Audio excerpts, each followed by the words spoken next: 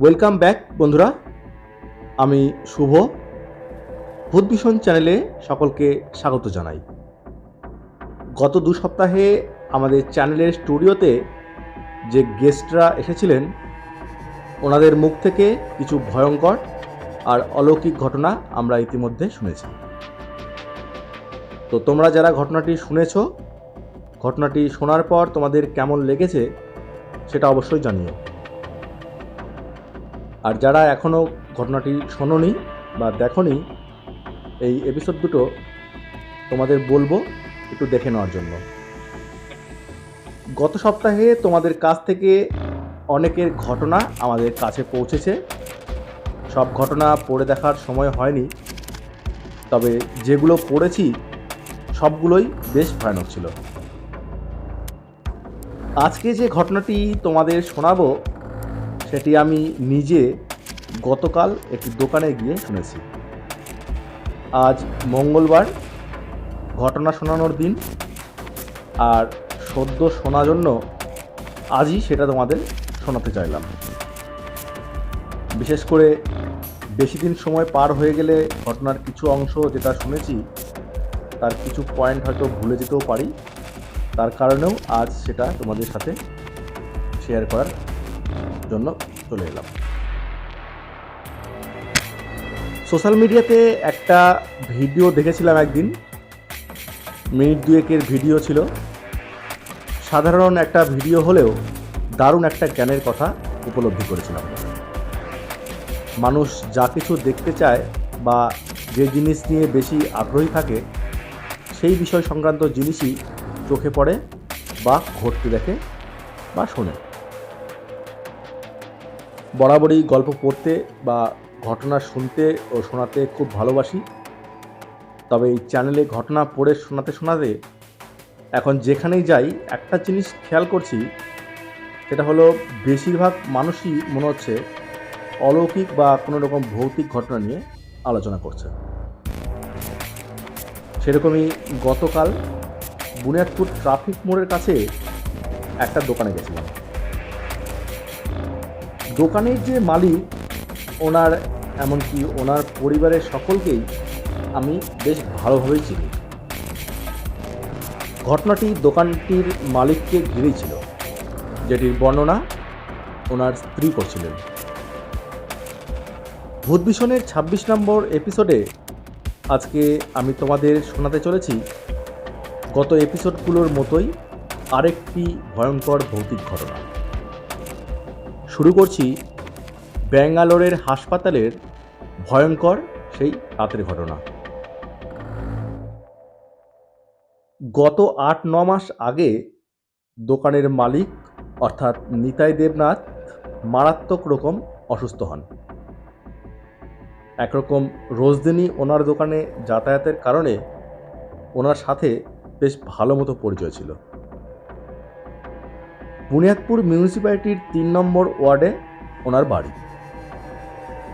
নিতাইবাবুর বড় ছেলে অর্থাৎ নিত্য দেবনাথের সাথে অনেক আগে থেকেই চেনাশোনা ছিল। কাজের ক্ষেত্রে ওনার সাথে আমার পরিচয় বিশেষ করে। গতকালও একটি কাজের জন্য ওনাদের দোকানে আমি গিয়েছিলাম নিত্যবাবুর সঙ্গে দেখা করার জন্য। দোকানে সেই সময় নিত্যবাবু আর ওনার মা ছিলেন। অসুস্থতার কারণে দোকানের মালিক নিতাইবাবু বর্তমানে দোকানে আসেন না। তাছাড়া বেশ ভালো বয়সও হয়েছে ওনার। খুব যদি ভুল নাও হই, তবুও 75 বছর বয়স তো ওনার হয়েছেই। যাই হোক, নিত্যবাবুর সাথে কথা বলে দোকান থেকে বেরোচ্ছিলাম। দোকানে সেরকম খুব একটা লোক না থাকলেও সে সময় খানচারেক খদ্দের ছিল, যাদের সাথে নিত্যবাবুর মা একটা ঘটনা নিয়ে কথা বলছিলেন। শুরুতেই বলেছি যে যেটা নিয়ে মানুষ আলোচনা করে বেশিরভাগ বা দেখতে চায় বা শুনতে চায়, সেটাই কিন্তু চারপাশে সেটা বেশি দেখেছে বা শোনে। জেঠিমা আগে থেকেই খদ্দেরদের কারোর সাথে একটা বিষয় নিয়ে কথা বলছিল। হঠাৎ একটা কথা শুনেই দোকানের থেকে বেরোতে নিয়েও দাঁড়িয়ে যায়। জেঠিমা বলে, ভূত প্রেরত তো এখনকার ছেলে পেলে বিশ্বাসই করে না। আমার নিজের ছেলেও বলে, তোমার যা কথা, ওসব কিছু আছে নাকি, ফালতু যত সব। কিন্তু আমি বিশ্বাস করি বাবু যে ওইসব সত্যিই আছে। পরে বুঝলাম মৃত্যুদার কথাই বলেছেন যে বিশ্বাস করে না সে। যাই হোক, জেঠিমাকে ঘটনাটা বলতে বলি। ওনার মুখে যা শুনলাম তাতে করে ভূতের রহস্যের ব্যাপারে আরও কিছু অভিজ্ঞতা হলো আমার। যে সময় নিতাইবাবু ভীষণ রকমে অসুস্থ হন, ওনাকে নিয়ে ওনার ছোট ছেলে গোপাল দেবনাথ আর জেঠিমা মানে নিতাইবাবুর স্ত্রী ব্যাঙ্গালোরে যান, সেখানকার এক প্রসিদ্ধ হাসপাতালে। আমরা হসপিটালটার নাম উল্লেখ করছি না, কারণ এতে কোনো সমস্যা সৃষ্টি হতে পারে। তো সেই হসপিটালে বেশ কিছুদিন ভর্তি ছিলেন নিতাইবাবু। সাথে ওনার স্ত্রী ওনার পাশেই থাকতেন, আর গোপালবাবু ওনাদের রুম থেকে কিছুটা দূরেই থাকতেন।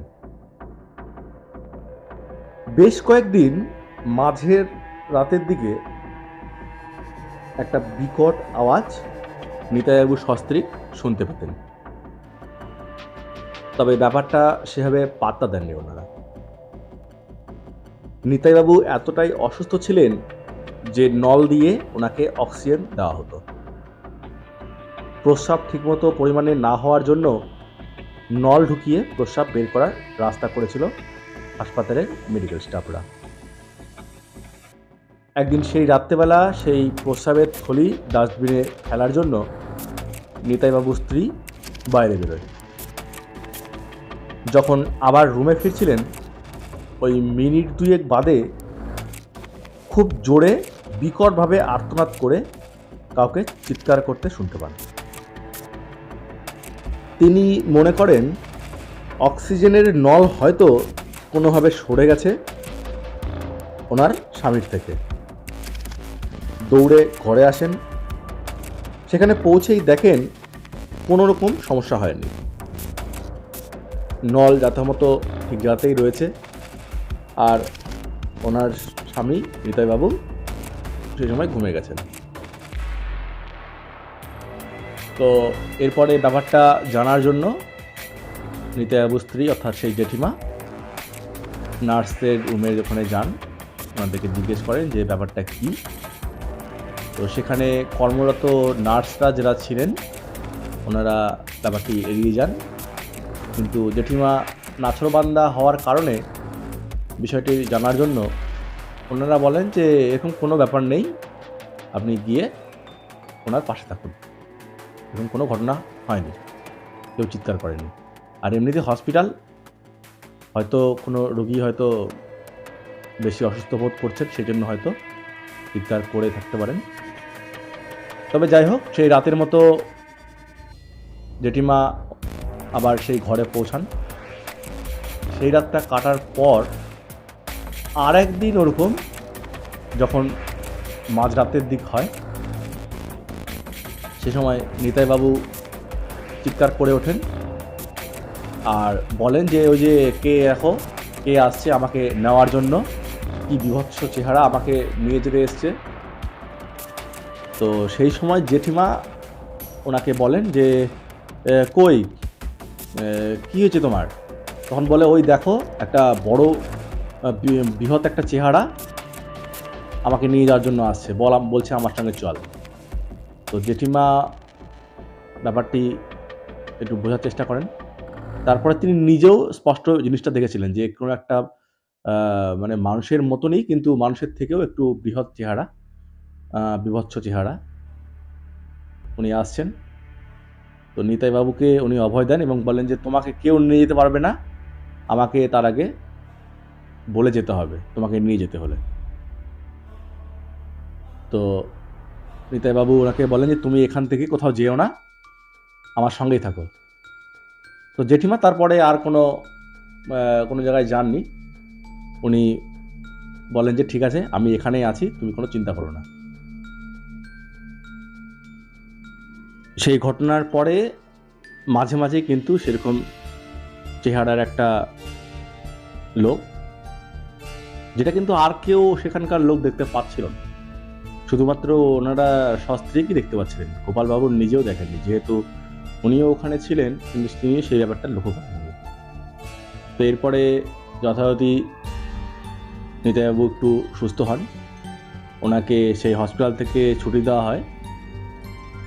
কিন্তু একটা জিনিস ঘটেছিল, যে বাড়ি আসার পরেও ওরকম একটা ভয়ঙ্কর চেহারা কিন্তু নিতাইবাবু আর ওনার স্ত্রী লক্ষ্য করতেন ওনার বাড়িতেও। মানে আমাদের এখানকার যে ওনার যে বাড়ি, মানে 3 নম্বর ওয়ার্ডে নাগপুর মিউনিসিপ্যালিটিতে, সেখানেও কিন্তু সেরকম দেখতে পেতেন। তো এরকম ঘটনা দিনের পর দিন হলে কোনো বাড়িরই মানুষ চাইবেন না যেরকম ঘটনা মানে রোজ দিনই হোক। তো বড় ছেলেকে উনি বলেন, তো ওনারা ব্যাপারটা পাত্তা না দিলেও পরবর্তীতে বাড়ির আরও যারা ছিলেন ওনারা স্থানীয় ঘাসিপুর বলে একটা জায়গা আছে, সেই ঘাসিপুরের এখানকার একজন প্রসিদ্ধ তান্ত্রিক বা মাহান যাই বলেন না কেন, ওনারা ওখানে বাড়ি করেছেন। তো ওখানে থেকে মানে ওনাকে নিয়ে আসেন, মানে নিতাইবাবুর বাড়িতে আসেন। তো এরপরে বাড়িতে আসার সঙ্গে সঙ্গে মানে চিৎকার শুরু করে, মানে ওরকম নিতাইবাবুর মধ্যে একটা একটা খারাপ আত্মার মতো ঢুকে গেছিল, চিৎকার শুরু করে। তো ঘরে ঢোকার সঙ্গে সঙ্গে মাহান মানে সেই ভূতটিকে বলে যে তুই এত দূর থেকে চলে এসেছিস।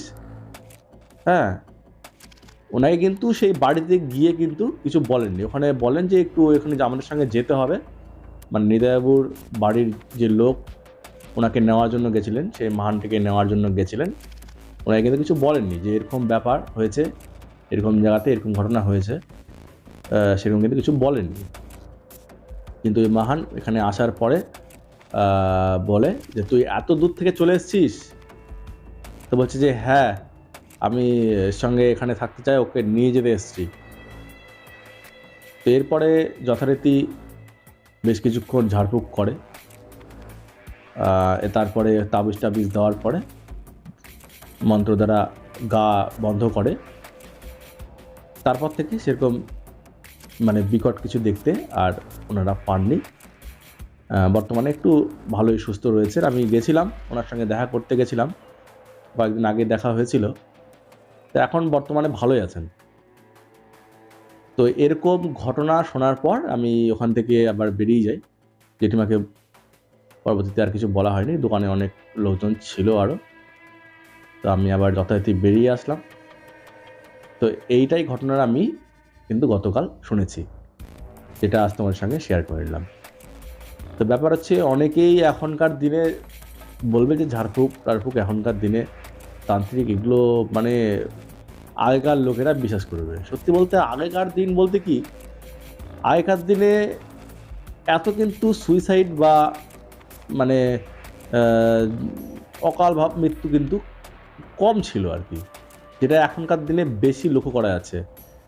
ইদানিং আমি এখানেই কিছু একটা ঘটনা কয়েকদিন আগেই, যেরকম রেলে কাটা পড়ে একজন মারা গেছেন, মানে আত্মহত্যা করেছে। তারপরে এখানে বিষ খেয়েও একজন হয়েছে, এরকম মৃত্যু হয়েছে ওনার। তো এইভাবে কিন্তু অপমৃত্যু কিন্তু হচ্ছে, যার ফলে ওনাদের কিন্তু পিণ্ডদান করাটা একটু কমে গেছে। মানে অনেকেই চান না যে পিণ্ডদান টাদান করার ব্যাপার আছে, অনেকেই চান না যে এগুলো করলে কোনো লাভ হবে বা কিছু। তো যদি আত্মা বলে কিছু থেকে থাকে, যারা বিশ্বাস করছে যে আত্মা বলে কিছু আছে না আছে, তারা জিনিসটাকে বুঝতে পারবে যে অপঘাতে মৃত্যু হলে পর তাদের আত্মাকে যে শান্তি পায় না। তো তাদের আত্মার শান্তির জন্য গয়া গিয়ে যে পিণ্ডদান করা হয়, সেই পিণ্ডদান যতক্ষণ না হয় সেগুলো আত্মা শান্তি পায় না। তো সেই প্রথাটা কিন্তু দিন দিন লোক কিন্তু ভুলে যাচ্ছে, মানে ভাবছে যে আমরা মডার্ন হয়ে গেছি, এইসব ফালতু করা জিনিস আগেকার দিনের লোকেরা করতো।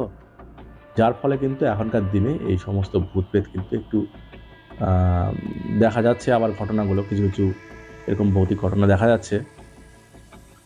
তবে হাসপাতালে, নার্সিংহোমে, বিভিন্ন পুরাতন বাড়িতে এরকম ঘটনা প্রায়শই হয়, যেগুলো ঘটনা আমরা শুধু এখানে না, আমাদের চ্যানেলে শুধু বলছি না, আরও যে সমস্ত চ্যানেলগুলো আছে, ভৌতিক চ্যানেলগুলো, যেখানে ঘটনা ওরকম শোনানো হয়, সেখানেও এরকম ঘটনা আছে। বিভিন্ন হসপিটালের ঘটনা যেখানে এরকম ভৌতিক ঘটনা হয়। তো এরকম অনেক বাড়িও আছে, কিছু কিছু জায়গাও আছে যেখানে অপঘাতে কিছু মৃত্যু ঘটেছিল, তারপরে সেই জায়গার অনেক রকম মানে অস্বাভাবিক ঘটনা ঘটে আর কি। এরকম ঘটনা কিন্তু হয়েছে। তো আজকের মতো এটুকুই, ঘটনাটি আমার জানা ছিল, যেটা বললাম তোমাদেরকে। আগামী শনিবারে আরও একটি রোমহর্ষক ঘটনা নিয়ে আমি হাজির হব, যেটি এই সপ্তাহে আমাদেরকে, গত সপ্তাহে যারা আমাদেরকে ঘটনা পাঠিয়েছেন তাদের মধ্যে থেকে একটি ঘটনা আমরা আগামী শনিবারে আপলোড করব। তো তোমরা যারা ঘটনাটি শুনলে, ঘটনাটি কেমন লাগলো আমাদেরকে কমেন্ট বক্সে কমেন্ট করে জানিও। আর যদি ভালো লাগে অবশ্যই একটা লাইক করে দিও। বিশ্বাস অবিশ্বাস তোমাদের নিজস্ব ব্যাপার। যারা শুনলে, তোমরা যারা বিশ্বাস করো করবে, না হলে যারা বিশ্বাস করো না তারা বিষয়টা এন্টারটেনমেন্ট হিসাবে নেবে। সেখানে আমরা জোর জুলুম করার ব্যাপার নেই, কোনো যে বিশ্বাস করতে হবে এরকম কোনো ব্যাপার নেই। যারা শুনছো তোমাদের নিজস্ব ব্যক্তিগত ব্যাপার। তো তোমাদের সঙ্গে, বন্ধুরা, তোমাদের সঙ্গে যদি কোনো ঘটনা এরকম ঘটে থাকে বা কোনো ঘটনা এরকম শুনে থাকো, তাহলে অবশ্যই আমাদেরকে সেসব ঘটনা লিখে পাঠাতে পারো। আমাদের সেসব ঘটনাগুলো পাঠানোর জন্য আমাদের চ্যানেলের ইমেল আইডি bhutbhishonstory@gmail.com, এটাতে তোমরা মেল করতে পারো, অথবা আমাদের সঙ্গে যোগাযোগ করে নিতে পারো আমাদের ইনস্টাগ্রাম আইডিতে। আমাদের ইনস্টাগ্রাম আইডি হলো শুভ1694। তোমরা আমাদেরকে ইনবক্সে লিখে পাঠাতে পারো সেসব ঘটনা, বা আমাদের সঙ্গে যোগাযোগ করে আমাদেরকে কলে বা আমাদের সঙ্গে ডাইরেক্ট দেখা করে সেই ঘটনাগুলো বলতে পারো। তোমাদের সেই সব ঘটনাগুলো আমরা আমাদের চ্যানেলে পড়ে শোনাবো। আর তোমরা যারা ঘটনা আমাদেরকে লিখে পাঠাবে, তোমাদের জন্য আমাদের চ্যানেলের তরফ থেকে একটা স্পেশাল গিফট আমরা পাঠাবো। তো তোমরা যারা ঘটনাটি শুনলে, আমাদের চ্যানেলের ঘটনার লিঙ্কগুলো তোমাদের পরিচিত সবার সঙ্গে একটু শেয়ার করে দিও, যাতে আরও বেশি সংখ্যক মানুষ আমাদের চ্যানেলের ঘটনাগুলো শুনতে পারে। যারা চ্যানেলটি সাবস্ক্রাইব এখনও করোনি কিন্তু ঘটনাগুলো শোনো, তোমরা আমাদের চ্যানেলটিকে একটু সাবস্ক্রাইব করে দিও, আর পাশে থাকা বেল আইকনটিকে একটু প্রেস করে দিও, যাতে পরে পরবর্তী ঘটনাগুলি আপলোডের সাথে সাথে তোমাদের কাছে পৌঁছায়। আজকের মতো এটুকুই। ফিরে আসবো আগামী শনিবার আরও একটি রোমহর্ষক ঘটনা নিয়ে। ততক্ষণ পর্যন্ত সবাই ভালো থেকো, সুস্থ থেকো। শুভরাত্রি।